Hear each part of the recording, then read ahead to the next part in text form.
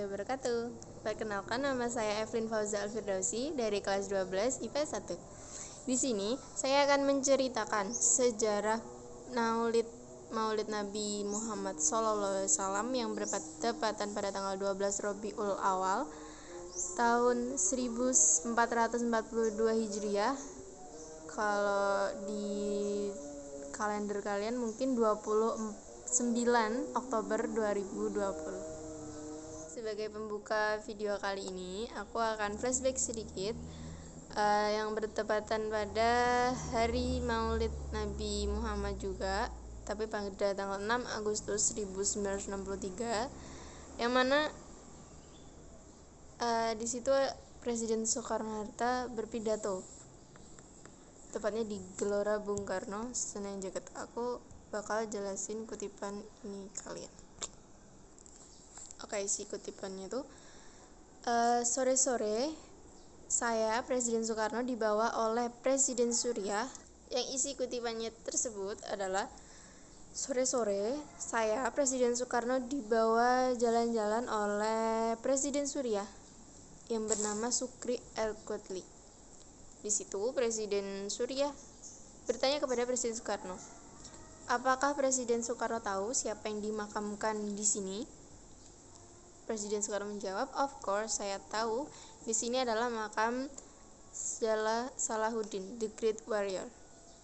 Lalu Presiden Suriah bertanya, apakah Presiden Soekarno tahu satu jasa besar yang pernah dilakukan oleh Salahuddin ini? Tentu Presiden Soekarno belum mengetahuinya. Presiden Soekarno menjawab, I don't know what is this jasa dari Salahuddin ini. Lalu Presiden Suriah menjawab, jasa tersebut adalah Salahuddin adalah orang yang mengobarkan api perjuangan Islam dengan cara memerintahkan umat Islam untuk merayakan peringatan Maulid Nabi atau kelahiran Nabi Muhammad SAW pada setiap tahun.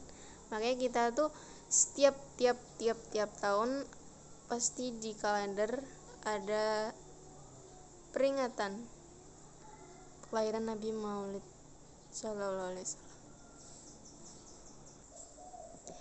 Sebagaimana dijelaskan dalam amanat Bung Karno tadi, bahwa Sultan Salahuddin adalah prakarsa. Sebagaimana dijelaskan pada amanat Bung Karno tadi, bahwa yang prakasa pertama kali yang memerintahkan untuk memperingati Maulid Nabi Muhammad SAW yaitu adalah Sultan Salahuddin Yusuf Al-Ayyub yang memerintah pada tahun 1174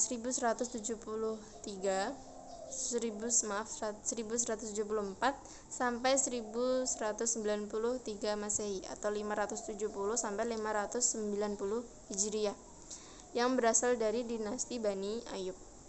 Dalam literatur sejarah Eropa yang bernama Saladin, meskipun Salahuddin itu bukan orang Arab, namun melainkan dari bangsa Kurdi, Mesir, dan daerah kekuasaannya membentang di Mesir. Kita lanjut tentang cerita kelahiran Nabi Muhammad SAW. Di mana Nabi Muhammad itu dilahirkan dari seorang ibu yang bernama Siti Aminah dan ayahnya yang bernama Abdullah. Sesuai riwayat, Nabi Muhammad itu lahir di Makkah pada tanggal 12 Rabiul Awal, hari Senin, yang dimana pada tahun tersebut tahun pertama sejak adanya peristiwa tentara bergajah atau yang disebut dengan Amul Fiil pada tahun 571 kalender Romawi.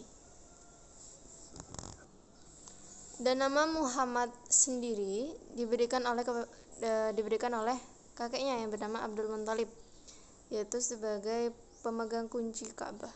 Selanjutnya Muhammad kecil dibawa masuk ke dalam Ka'bah dan menyembelih seekor kambing sebagai bentuk akikah untuk Nabi Muhammad. Dalam sejarah Maulid Nabi sendiri, Rasulullah itu dikitan pada usia beliau menginjak 7 hari setelah beliau lahir, sesuai dari bukti intisari Sirah Nabawi yang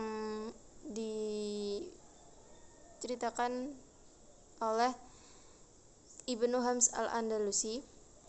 Nabi Muhammad SAW adalah seorang anak yatim. Ayahnya meninggal pada saat beliau masih di dalam kandungan. Ketika Nabi Muhammad SAW lahir, tidak ada yang mau menyusui beliau karena Nabi Muhammad itu tergolong orang miskin.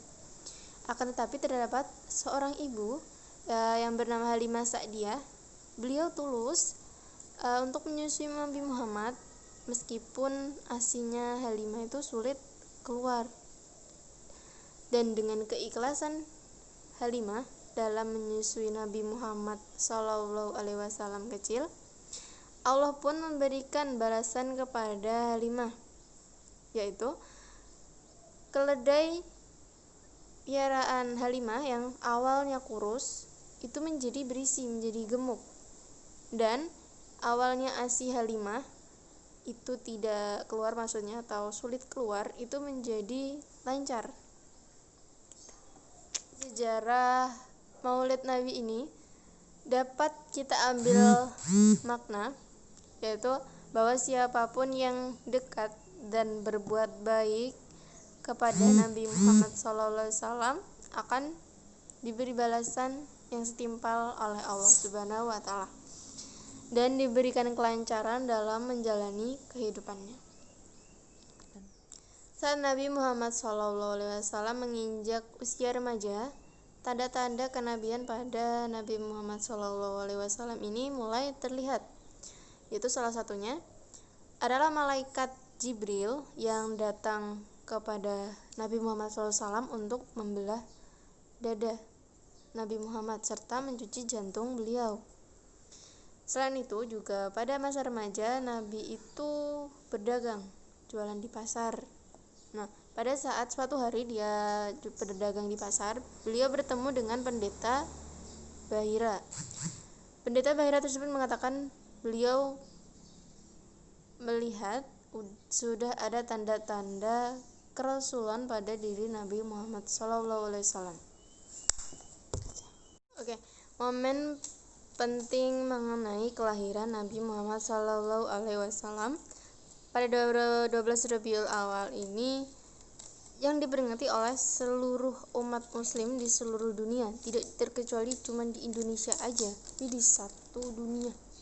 Peringatan Maulid Nabi SAW ini dilakukan dalam berbagai bentuk ekspresi, dalam berbagai bentuk kegiatan. Tiap daerah bakal berbeda-beda cara yang mereka adakan. Sekian dari video saya kali ini. Apabila saya ada salah mengucapkan kata kalimat, mohon maaf yang sebesar-besarnya, mohon dimaklumi. Sekian dari saya undur pamit. Wassalamualaikum warahmatullahi wabarakatuh.